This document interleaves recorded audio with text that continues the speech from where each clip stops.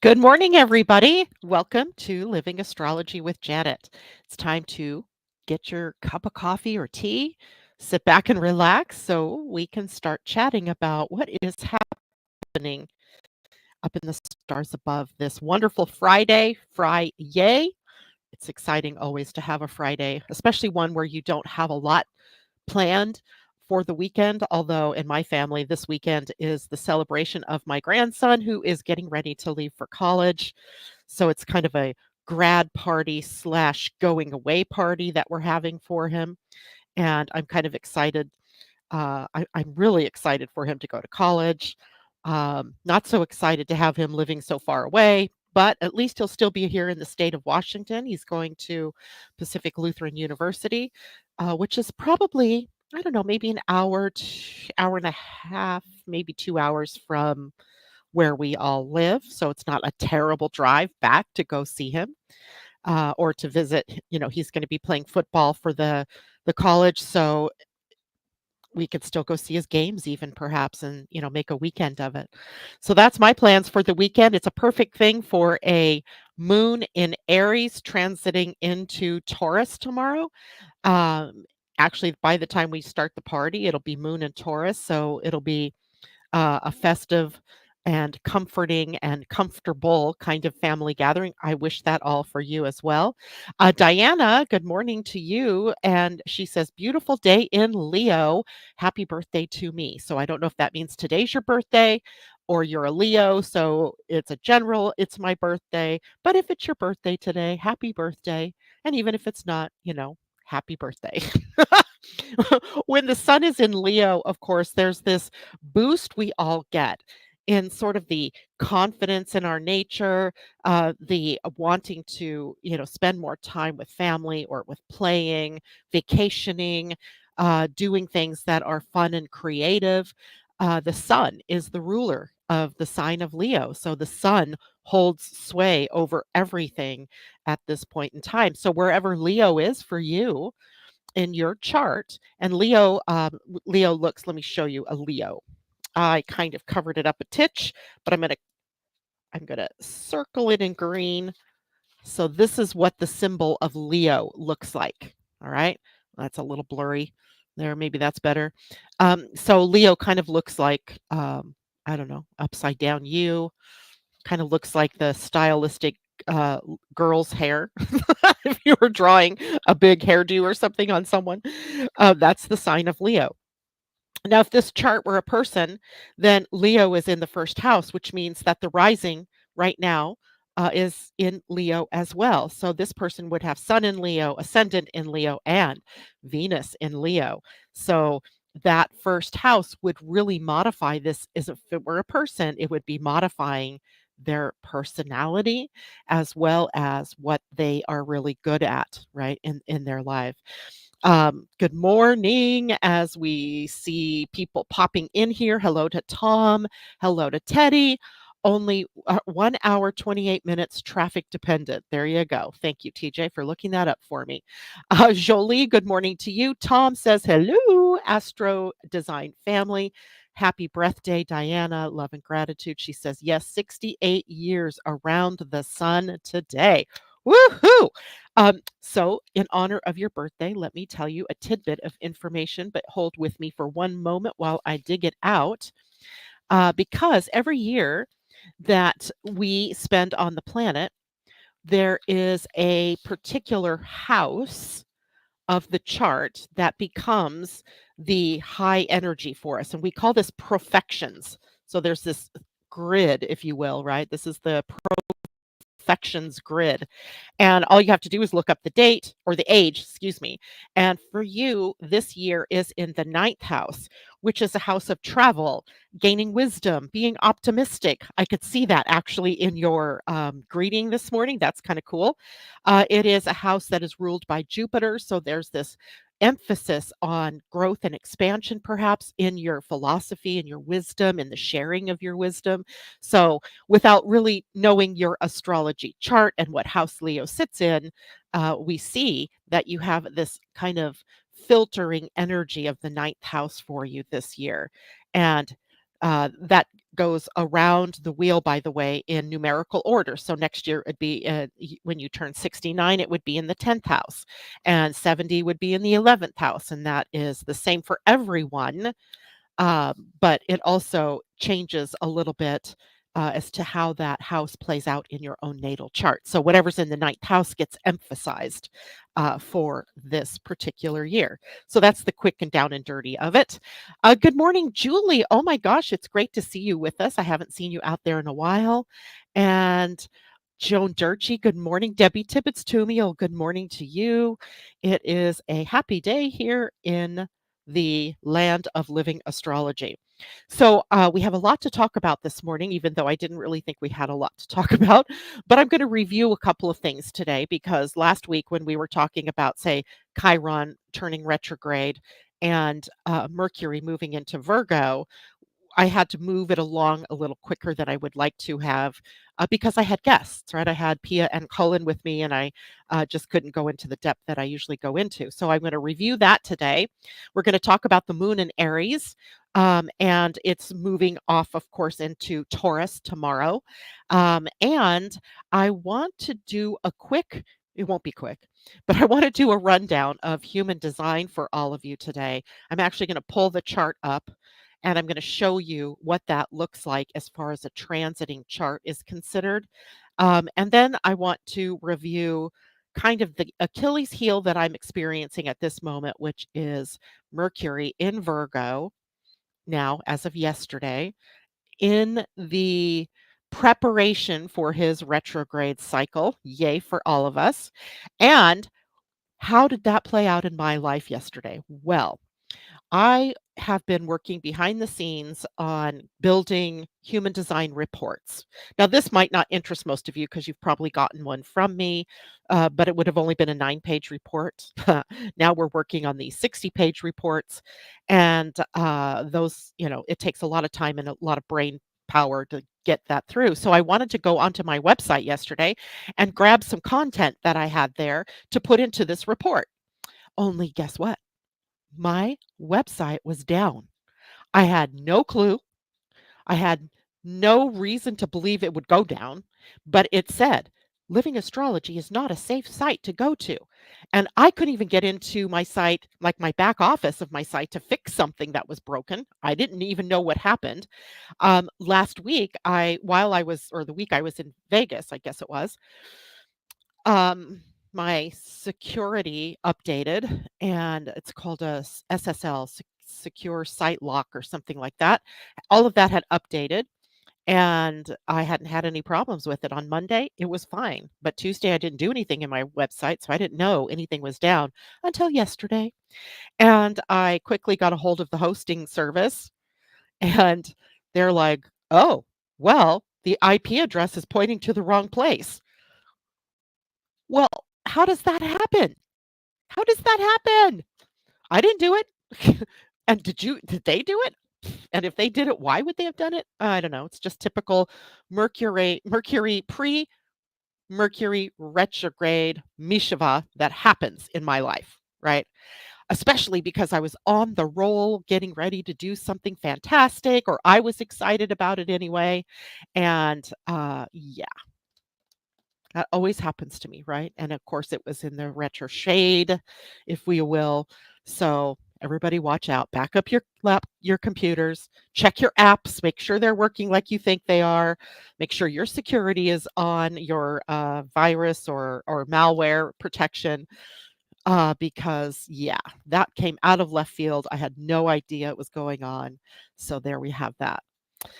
Okay, good morning to Christine. I just saw that you popped in. Good morning. Good morning.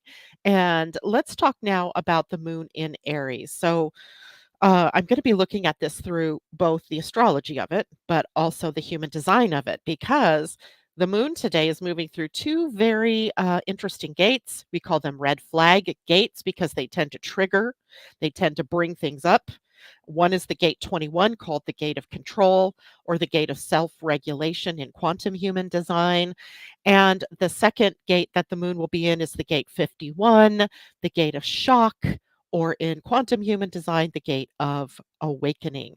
So we have two very powerful energies that the moon will place us in today. So I'll go a little bit more into detail with that, but at this moment what I can say about that is Aries is already a very highly energetic sign, right? It's ruled by Mars, so we have high energy. We have the initiating kinds of energy, so it opens us up for new beginnings. It's enthusiastic, it's assertive, and it's pioneering, right? And it is sort of sometimes this emotional energy of confrontation or conflict that can come up with this moon. So, what are some of the key themes then for partly yesterday, all of today, and a little bit of tomorrow? Is this energy of action orientation. So we want to get things done. And that was my frustration yesterday. Now that I really think back, I was frustrated because I got stopped in my tracks from what I wanted to do because the content I wanted was on my website. It didn't occur to me to go to Word and look that up because I probably had it there first. But the it was a good thing because it gave me time to do something else that I've really wanted to do, but it felt not good at the time, right? But there's this increased need or want or desire to get things done. We may even feel it as a surge of energy and a strong desire then to take initiative or to start a new project. And as well, we get a boost of confidence and courage. We have the sun in Leo, so we're already getting this boost of confidence, this fire energy of desire and self expression. And now we have the moon, the other luminary, in a fire sign, a fellow fire sign. So it makes it an excellent time for us to tackle challenges and to assert ourselves into certain situations, whatever, that might be for you, wherever you need to find courage and confidence to step forward. We also have quick reactions when the moon is in Aries, which means we can become impulsive. And the emotional energy of wanting to do something is so powerful that we want to leap. And I think, human design and or astro design, because I look at both human design and astrology. But I think human design really gives us the insight about how it is we're designed to enter into things, right? I'm a generator. I'm designed to enter into things with responding to something that's outside of me, not from my ideas, not from my head, not from, meditation where I'm guided to do something until it shows up in the outer world. There's nothing really that I can do. And then further, your authority, whatever that might be, gives you extra clues about how it is that you make decisions. For me, it's emotional clarity over time, right? Not spontaneous. For some of you, it's going to be spontaneous. In the moment, as a generator, that you have something in the outer world, a Manny Jenny would have this too. You're going to know that's right for me. That's not right for me, right? But if you're emotionally defined, you're going to have this longer period of time to decide. So we have to fall back on our type and strategy and our authority when the moon is moving through Aries, particularly when the moon is moving through Aries, because we can be so impulsive, right? We are ready to go. We're raring to go. And if we're raring to go and we leap, it might not be the right thing, right? It might not be the right timing. It might not be the right project or the right people to be doing it with. So we have to take care, slow things down a titch. We have a very strong desire for independence as well with Aries energy. It's the I can do it myself kind of feeling. We want autonomy. We want to be able to be left alone to do what it is that we want to do. We don't want your input, right? I don't need your input. Um, and sometimes there's this need to break free from constraints and to assert our individuality. That's actually heightened right now. It's heightened right now because the sun and Venus and the sun and Venus are in Leo, which is an energy that's also wanting to break free and express individuality, right? To be your own person. There's also passion in the emotional energy, and passion brings up intense feelings. It could be intense, it could be burning hot, right? We have this hot desire to create something or to go somewhere, and it can lead us to passionate expressions of love, of anger, of joy, or frustration, right? All of those emotions are hotter than usual. Direct communication, this is a time where we also want to say what's on our minds. And we want to be direct, we want to be assertive. There's little patience for us at this moment for beating around the bush or for kind of, walking carefully, tactfully through something.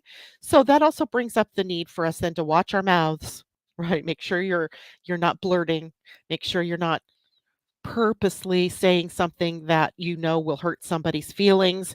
But the diplomat is in the Libra side of this equation, right? Aries moon, Libra's on the other side.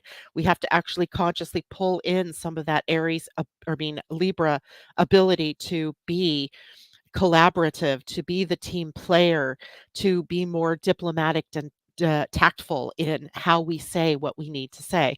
It's not a time to hold back, but it's also not a time to hurt people's feelings by just jumping out there and saying what you really feel. Sometimes that happens irregardless, right? Sometimes it just happens. And when it does, realize that, maybe you've hurt someone's feelings and, try to walk it back a titch.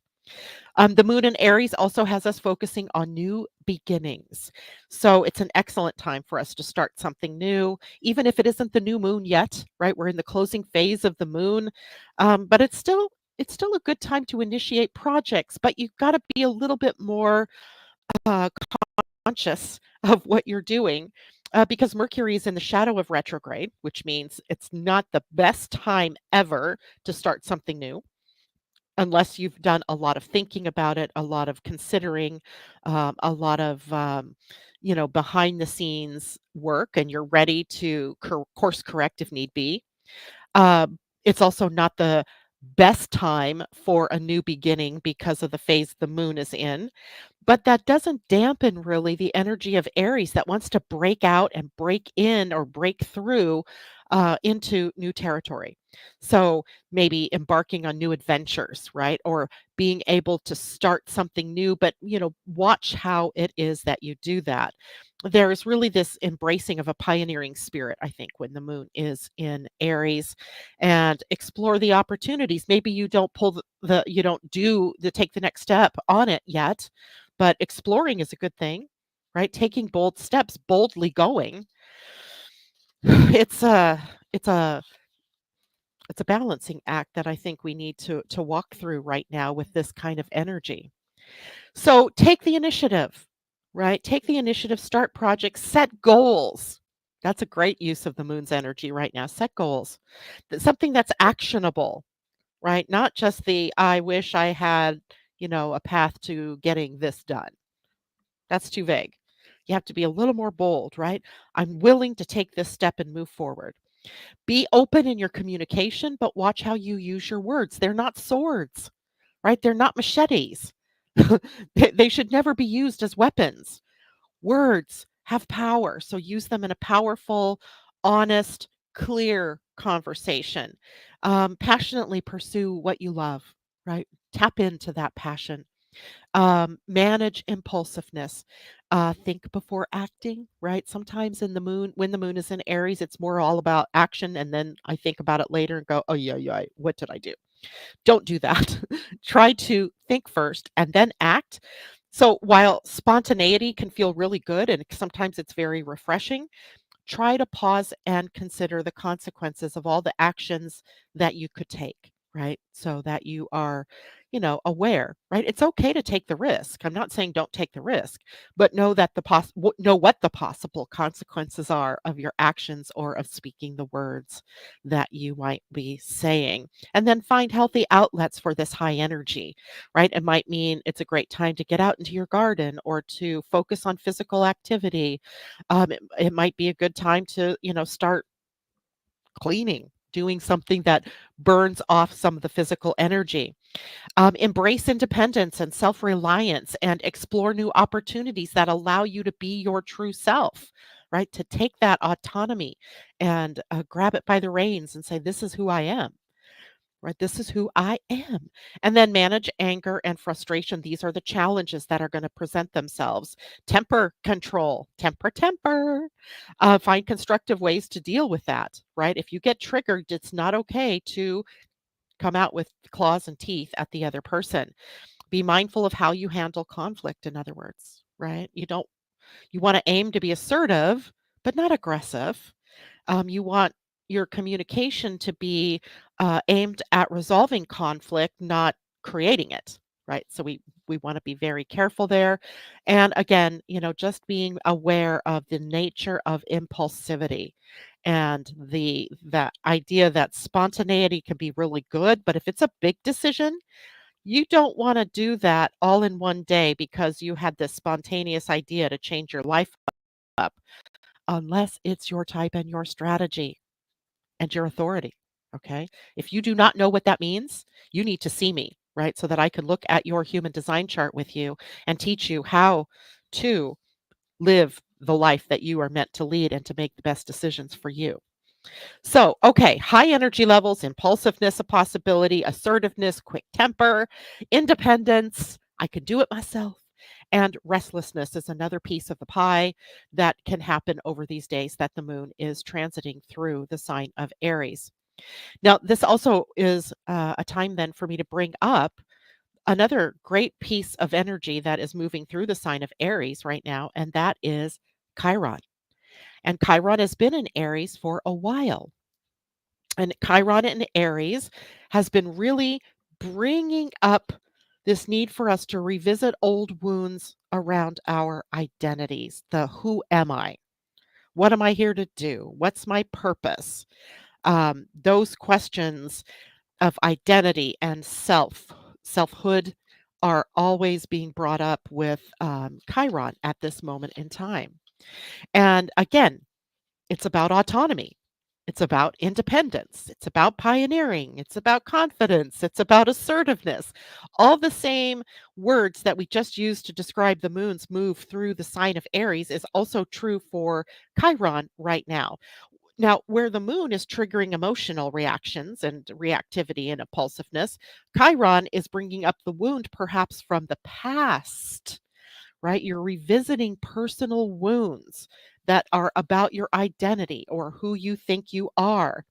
It is a wound perhaps of assertiveness versus aggression, right? Where you have to address how you assert yourself or if you assert yourself, right? For some people, whether your assertiveness borders on aggression. That's another key theme going on here. Or if being too timid is holding you back. And all of those things, right? Am I am I holding too much back from myself? Am I pushing too far too fast forward and, also creating havoc? So these are wounds. This is about healing though. Chiron is moving retrograde tomorrow. And in a retrograde planet, it moves the energy inward, right? So the expressions of the wound outwardly now move inward. And it becomes then a really good time to heal through self discovery, right? To take a look at yourself. It's introspection, right? To be able to look within. I was having a conversation with a certain person in my family who right now is very hot, burning hot, and looking to blame others for certain situations that are popped up. And as a mom, oh, now I've let you know it's one of my kids. As a mom, I I very clearly want to impress upon her that she's the one in control of how she reacts or how she responds to these situations. But it's really hard to watch people struggling right now, and this is a big struggle. And it's about to change inward, right? Inward struggles.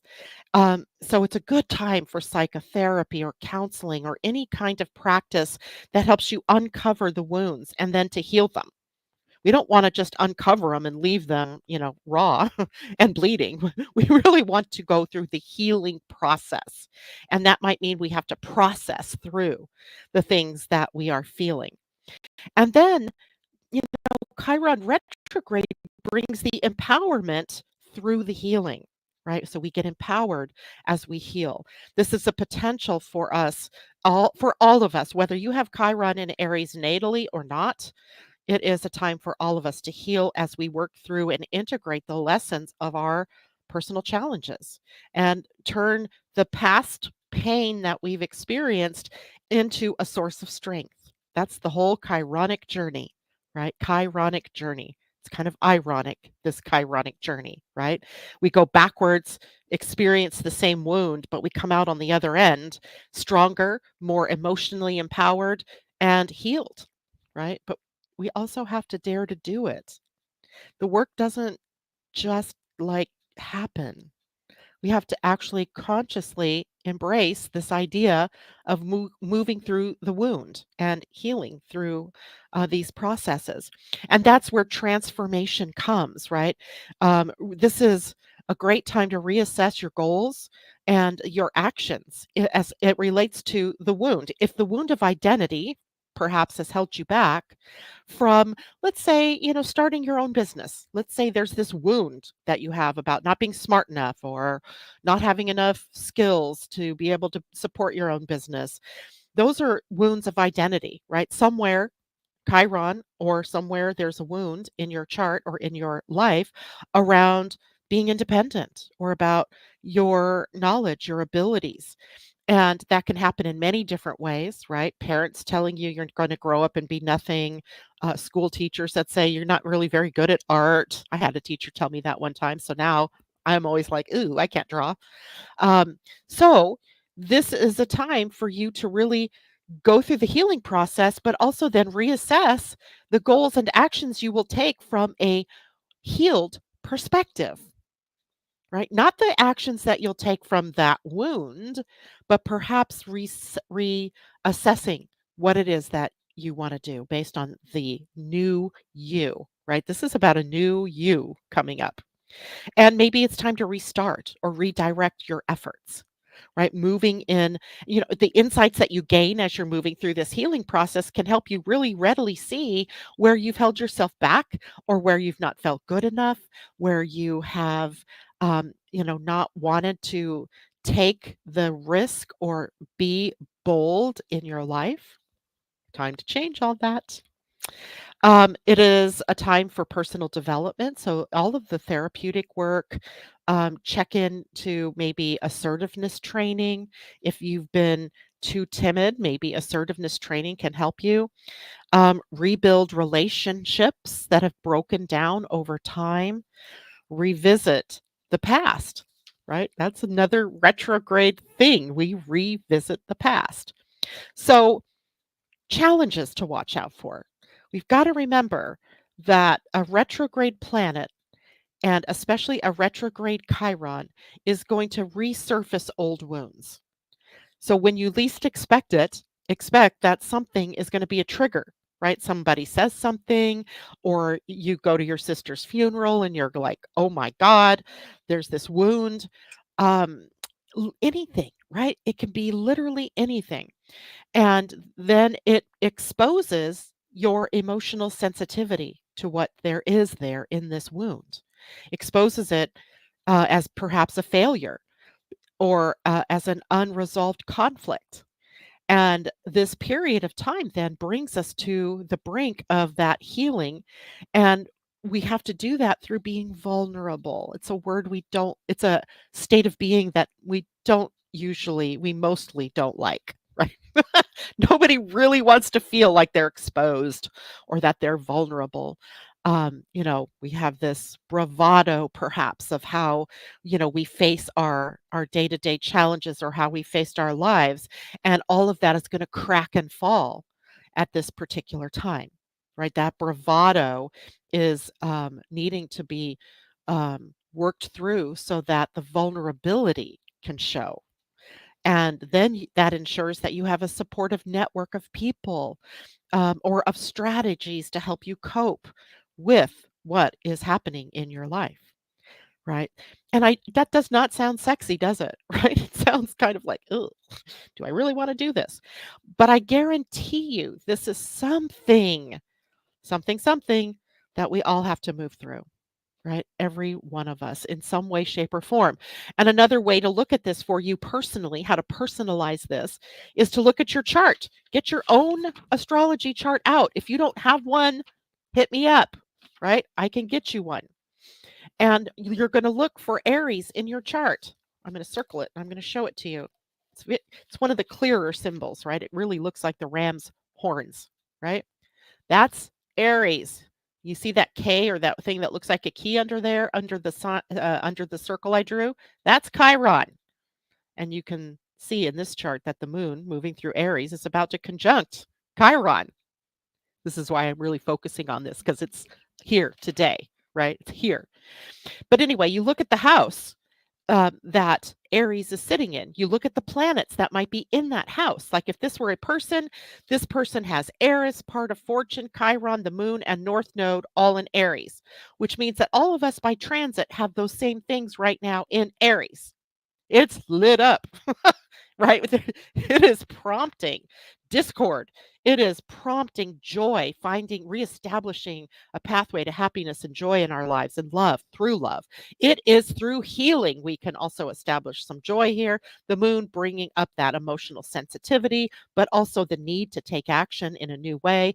Destiny, the North Node, transiting through here also bringing us to this need to bring our identity out into the open, to be our true selves, to be authentic. And wherever that is right now in your by house is the area of your life where this is needing to be taken care of, where this is being established. So, for instance, in this chart, that's all happening in the ninth house, which is a house of growth and expansion. Maybe this is a person, if this were a person, maybe this is a person who has held themselves back from doing the things that they've really always wanted to do. And there could be lots of reasons for that that are related to wounds from the past, right? Last time I stepped off a cliff, I fell and broke my neck, right? I don't want to do that again. And I mean, I'm not talking literally here, that's kind of a metaphor. So, all of us, or this person, if this were a person, would have this need to really step outside of the comfort zone, right? To move, do things a little different, adopt a new philosophy, a new belief system, that type of thing. If you have it in your 10th house, then maybe you are having to step out of those boundaries in your career, in your profession. What if it's in your 6th house of health of the body, health and well being? Perhaps there's something there you need to look at, heal, step outside of the boundary.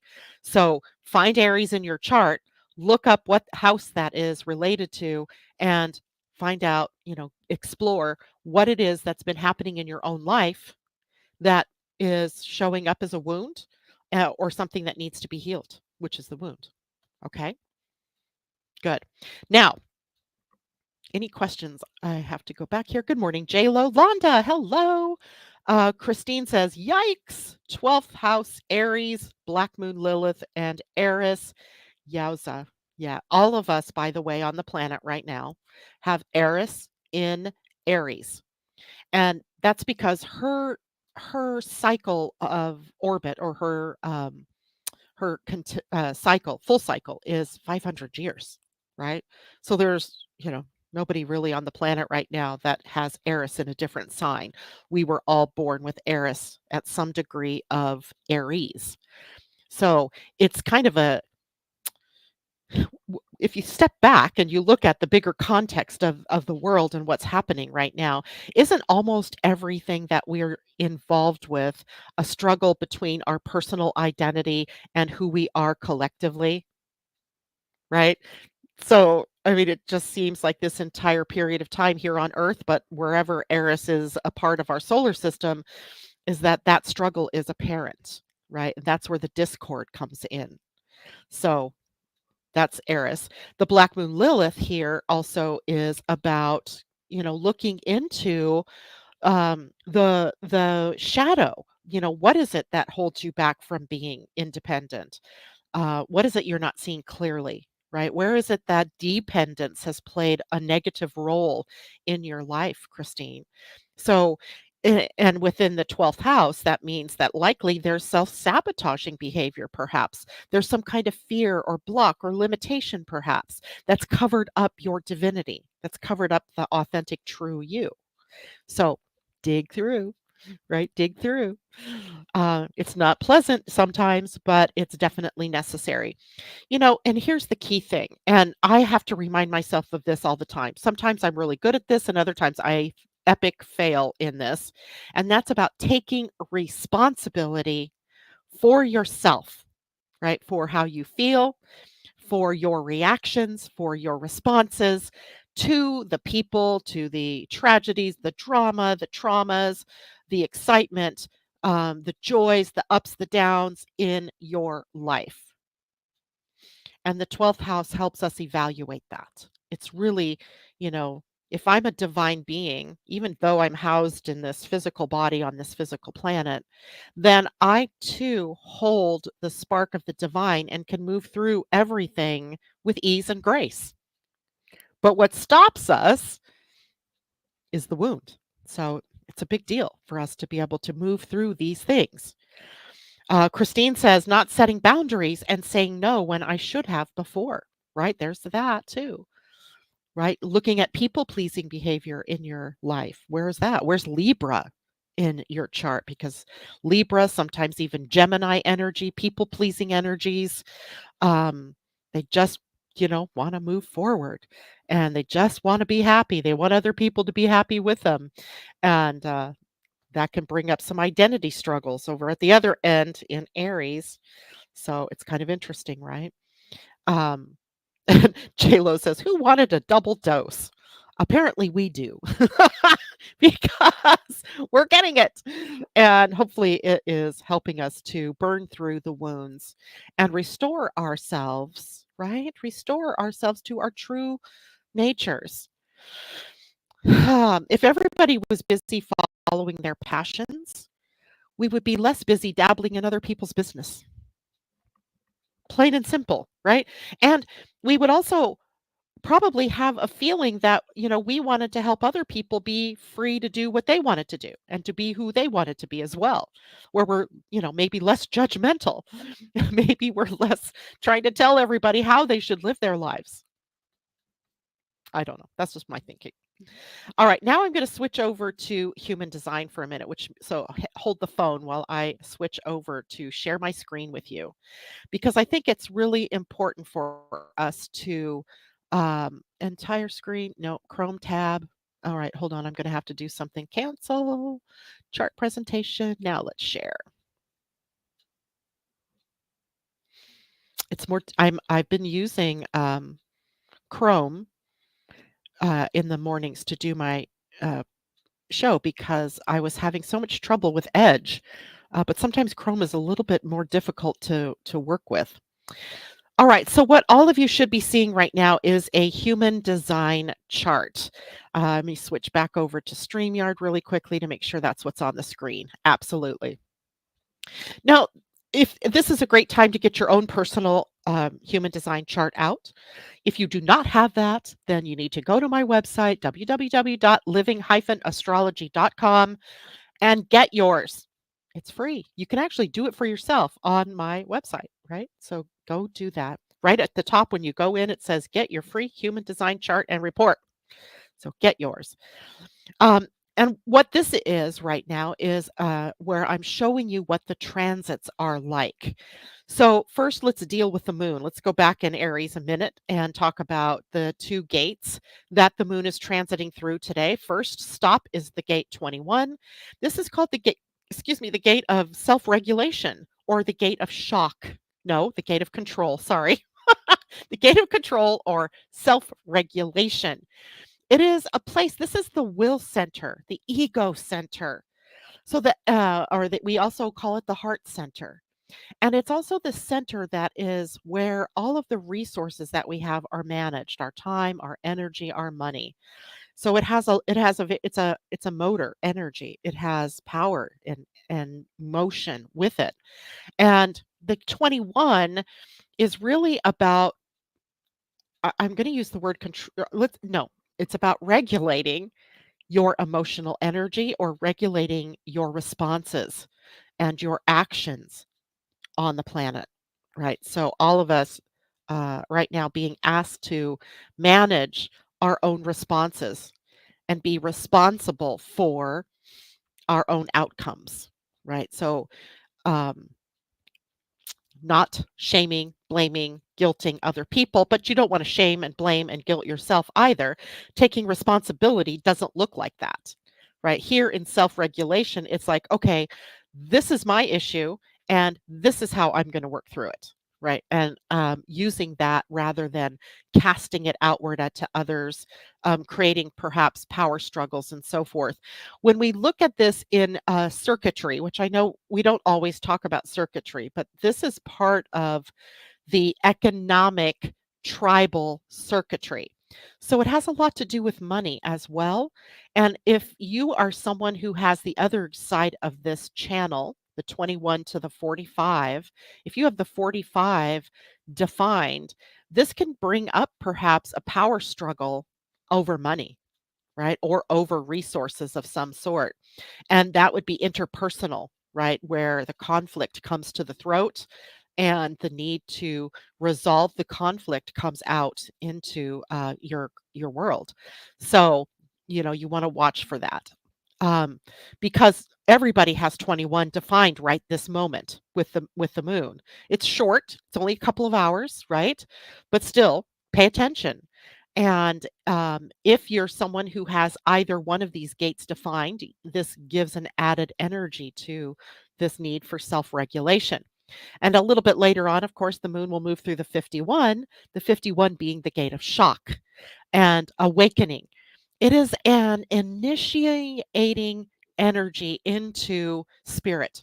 So it has awakening. It has this idea of becoming responsible as a divine being housed in a physical body. And the 51 sometimes is triggered, some outworld or other outside world event triggers the awakening. But we all go through this awakening process at one time or another. For a while, we had Chiron sitting at the gate 51, and he does go back there later in this year. So a lot of things that happened about, say, our national identity or whatever country you are living in, your national identity triggered in some way as a wound or the wound of that national identity for us to heal through because it was Chiron sitting there. Right now it's the moon. So it's more, it'll be a quicker transit, but nonetheless, that moon is going to come into conjunction with Chiron in Aries at gate 51, and likely the potential for some kind of awakening exists for all of us uh, through the rest of the day today and into early tomorrow. Now, the interesting thing I think about the moon sitting at 51 is the fact that on transits right now, Neptune, the spiritual planet, right, the planet of deception, of high spirit, unconditional love, universal love, is sitting at the gate 25 called the gate of spirit. So there's something very calming that's also happening with Neptune at this particular gate because it is a planet we are linked to spirit or to the higher um, self. Um, this channel, by the way, is called the channel of higher consciousness. So you can almost just see that some of the events that are taking place are a prompt, whether it's personal or national or worldly. It's a prompt for us to become more in spirited, right? To become more compassionate, more loving, more unconditional in how more tolerant and accepting of others. So it's a highly spiritual transit. It's, you know, difficult to say exactly how that's going to play out in your own personal chart, but look at your life and see, like, well, what's being awakened? Where am I being asked to raise my consciousness level? All of that is taking place between Neptune and the moon today. And then later in the year between Chiron and Neptune, because Neptune sits here for a very long time. All right. Now, the other thing I wanted to look at is a conversation now about where the sun and the earth are. We didn't get to talk about this earlier in the week as we had so many other things to talk about. But right now, the sun is in the gate 31, which is right here on the throat center. And it is called the gate of leadership, right? Or in yeah, it's leadership in quantum human design. I want to say it's called the gate of distribution, something like that in traditional human design. Maybe Lo, you're out there. Maybe you can look that up for me and tell people what that other name is if you care. The whole point here is this is an energy of leadership, and its mate at this point in time, the Earth, is sitting at the gate 41 down here called the gate of imagination. So, what we have is visionary leadership, because that's what the 31 is all about, visionary leadership. And the visionary part comes from the imagination, the gate 41, being able to see beyond what is and instead see what's possible, the possibilities, right? If we established new leadership, for example, and we had new values that we were wanting our leaders to align with, then that establishes perhaps visionary leadership. So the location of the gate 31 is kind of interesting here because it's on the throat center, which is involved in communication and manifestation. So it's bringing it to life. So this gate, the 31, is really about leading through influence and being recognized as a leader, being elected as a leader rather than autocratic. It is so interesting to see, and I in a human design, which is the template for humanity, right? It's a map, it's a template, it's a code for all the qualities of humanity that are needing to be brought out. And it's interesting to see that there's no gate here of autocracy. There is no gate here of despots and dictators, but there is a gate of democratic leadership. So fascinating, right? And and I don't mean that as like a political party, so don't go there. This is like being in a democracy or being in a situation where we, the people, have the power to elect leaders that are then our representatives to get the work done in leadership positions in our governments or in our communities or in our associations with one another. So it's recognized leadership, right? Like being elected. It emphasizes the leadership that arises through the support of others, right? So that could be by vote. It could be by a quorum of people that agree this is, how we're going to do this. And then it becomes the voice of the collective, the voice of the collective, of all of you all, right? All y'all. And it has a very communicative influence. So this particular week, communication is crucial. It is about how you can articulate your vision and your ideas in a way that resonates with others. And it's so interesting to see, at least politically here in the US, that that is what is going on, right? And has been since the shock of Sunday, right? So sharing your ideas in a way that resonates with others. Now, the gate 41 is called the gate of fantasy. Sometimes it's called the gate of imagination, but it's also the first gate of the human design new year. So it's important. It's an important initiating energy. And it's found in the root center. Oops, I didn't highlight that. It's found in the root center, which is the center for a pulse of energy that moves us out into the world, that causes us to begin the journey of life, of a journey of discovery or exploration, an emotional journey to connect with others. It is all about the prompt, right, that moves us to do something. It's an initiation here of imagination, right? It represents the start of the experiences that we bring in. So it's the only start codon in our genetic codes, right? It's the only one that we use. It's not the only one in your body, but it's the only one that we use in human design. So it's a start, it's a pulse, it's a let's get going, right? Let's do this kind of energy. It is the imagination.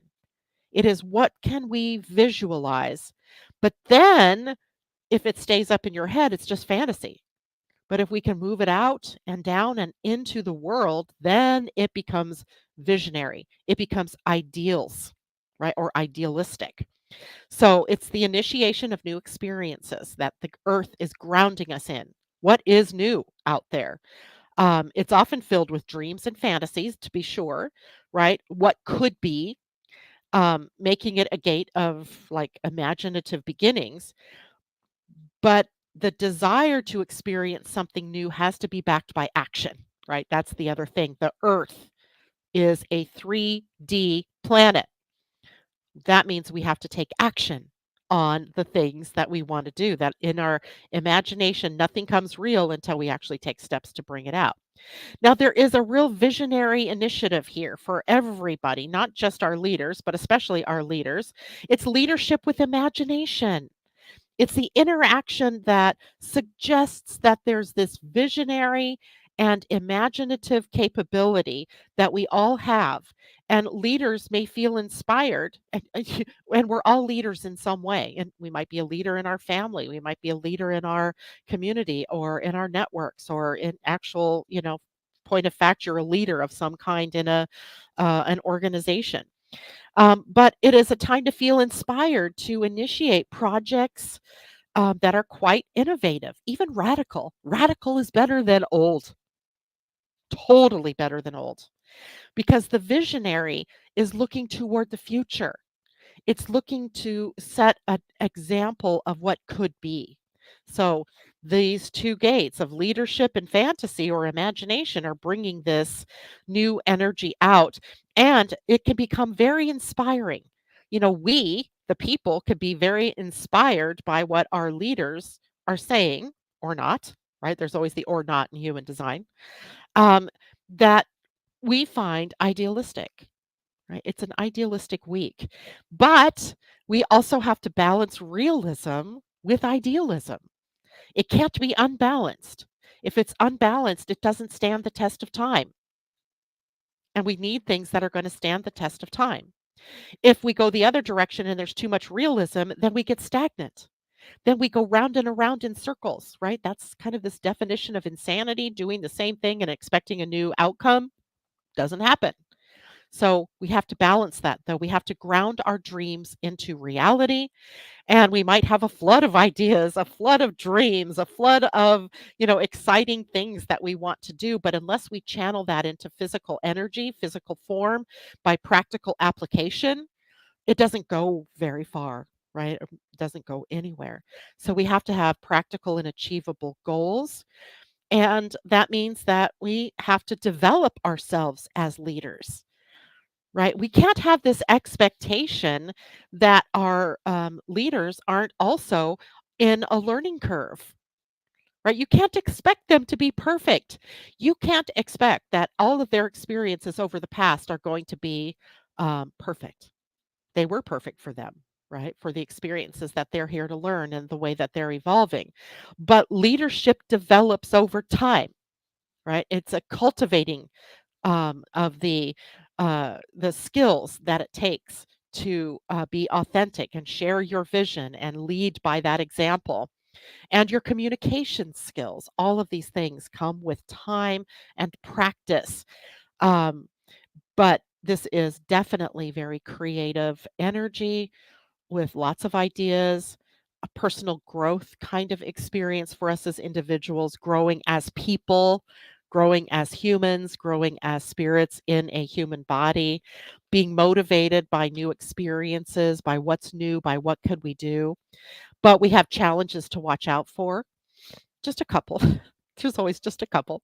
One of them is over idealism, right? So we have to manage our expectations. But if we don't aim high, we don't ever get to where we want to go. But we also have to be real. to manage our expectations and ensure that the plans that we're making are viable, right? There's also a risk of disillusionment here. That can happen because the potential for disillusion if the dream isn't grounded in reality, and then we have trouble bringing it into being. So, this particular week's energies, the 31 up here in the throat and the 41 down here in the earth, is emphasizing visionary leadership driven by imaginative and idealistic aspirations. It is encouraging us both personally and collectively to grow through the initiation of innovation, of inventiveness, and then communicating this transformative idea, right? Being able to say it. That's all a part of manifesting it, right? We live in a physical world. We can't just dream it. We have to actually speak it into existence and then take action on the steps that bring it into existence. All right. And then just quickly, we have also Chiron going back there for a minute, sitting at the gate 42, which is the gate called celebration in the gene keys. It's called completions, bringing things to an end. So, an end to your wounds, an end to your needing to keep healing the same old thing over and over, right? So, there's that. And the rest of these, I just wanted to show, the nodes now are sitting at gate 17. That's the north node, the gate of opinions or anticipation, the anticipation of what our ideas and our innovative approaches could bring to the future. That's the gate 17. And the gate 18 is the south node, and that is about reducing judgment, criticizing, thinking critically, thinking analytically, but not being judgy and remembering that this is very far away from the throat, which means that we have to have an invitation to really speak about anything of a critical nature to people. We can't just like jump out and say, that dress looks crappy on you, right? Uh, That ruins relationships. But instead, you could, be invited if someone says, "What do you think this color looks like on me?" Then you could say honestly what that is, right? But this gate reminds us that judgment is a thing of the past, being hypercritical is a thing of the past. We also have to take a new perspective of perfectionism, right? So that's the gate 18. All right, I'm going to stop sharing for a moment because I also want to go back to Mercury in Virgo in the last couple of minutes that we have here together today. Mercury in Virgo is the sign that it's going to retrograde in, and it is a sign that Mercury rules. So we have, some very powerful, this should become a pretty powerful Mercury retrograde for us. It affects our thinking, our attention to detail, our analytical capabilities. Um, we may become very detail oriented during this time, or we find where our a lapse in being focused on details hasn't helped us. I wonder if that's something that happened with my website yesterday going down like that. Did I miss something that I was supposed to do to make sure that, everything was running smoothly? I don't know. But Virgo is a sign that excels in precision, in efficiency, in organization. And it is a place where when Virgo is being retrograde, or where Mercury, excuse me, is retrograding in Virgo, where those places where we haven't been efficient, where we aren't organized, are the ones that are going to come back and bite us in the butt.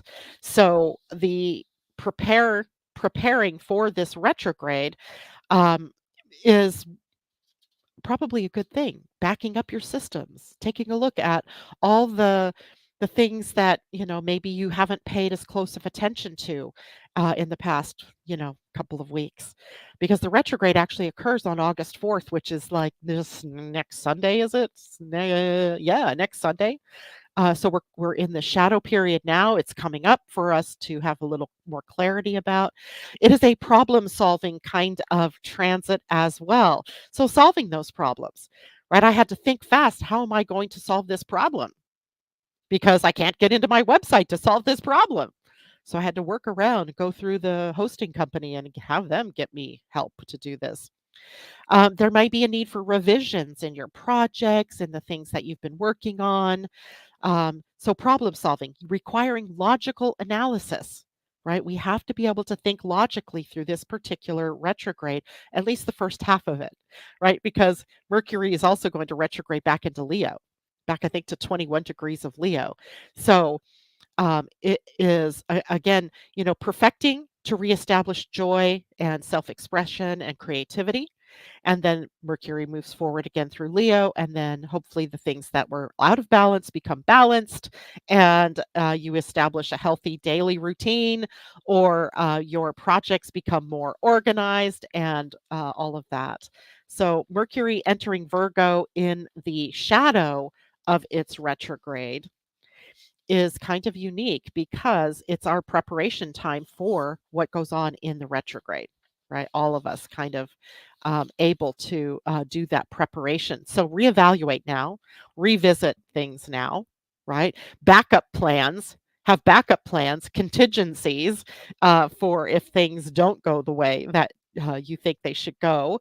And don't forget, there's Virgo is also, besides the organization, perfection, that kind of thing, it's also well-being. So it is encouraging us to be healthy physically, mentally, emotionally, spiritually. And that is, as part of that process, a detoxifying, right? A detoxifying of your environment, of your beliefs, of your emotions, of your environment, your desk. I really need to detox my desk. Um, and all of that. So it is a time for us to reestablish healthy boundaries, healthy routines, all of that kind of stuff as well. All right, you guys. Hope you find a new job, Jolie. I thought you had one at the airport or at TSA. What happened? You'll have to text me and let me know what was going on. Oh, here we go. She said, I left my job after working 9 straight days without any overtime. I don't even know if that's legal, is it? Ah, that's frustrating. You should be always paid for the extra work that you do. All right, you guys, that is it for me today. I am going to pull a card. I forgot about that. Let's pull a card. Let's see. I think I drew a dragon on Monday. Let's pull. Okay, what's that one underneath there? Let's pull a galactic heritage card. Okay, I'm going to pull it. Oh, I have other decks down there we haven't used in a while. I have 2 decks. Tell me, what Galactic Heritage or Star Code Astro? First person to tell me is what I'm going to do. Somebody type it in. Quick. Okay, that's good. Let's do star codes. Haven't done this one in a bit. And it'll be really interesting if this backs up the astrology in some way, right? Everything that we just been talking about.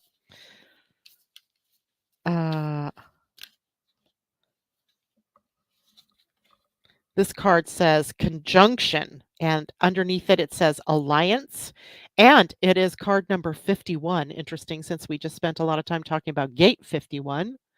And it's a conjunction in astrology, which is the joining, melding, coming together of 2 different energies, right? Because they're occupying the same space in the sky. And that blends energies, or in this case, creates an alliance between the 2 planets or points that are involved in the conjunction. So it says, anytime 2 celestial bodies conjunct, right? The moon is going to conjunct Chiron. We could think of it in this way, meaning they dance close together. They first work together and blend meaning and purpose, then begin a new cycle of their relationship. The sun and moon conjunct at the new moon, but because the sun is overpoweringly huge, it has special rules.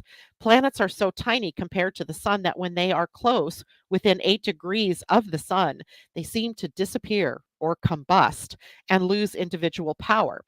But when planets exactly conjunct the sun, their strength merges and grows within the heart of the sun. The conjunction tells us we are stronger when we work together, as long as we don't disappear into another's flame. So, action, co conspire. Find people and allies who support your ideas, as this is not a situation in which to go it alone. bring in someone with an extra skill to offer to your project. Find the best friend to discuss your concerns with or spark off new partnership. Watch the energy build as you bounce ideas off another person. Just take care of your own energy fields and ideas in this process. If you have merged your energy with a partner, teacher, coworker, or are considering merging, notice what strengthens you and where you may need to step back and individuate. Find your own paradigm and technique. It can be lovely to love someone with a sun-like personality, warm, expansive, though at times exhausting, but don't combust. If it's time to align your life with another's, think of the line from the poet Rilke. Love consists of this, that two solitudes protect and border and greet each other. Let this be a yoking of two or more equals, a partnership that works best when each brings gifts and challenges to the table. Now, here's the challenge in it: be wary of relationships that ask you to shrink yourself to fit them and value the conjunction over individual growth. The gift is a conjunction can become greater than the sum of its parts, right? I think this is good. It's fitting. All right, conjunction energy. This is our card for the weekend. All right, now that's it for me today. Thank you so much for joining me. See you on Monday. Bye for now.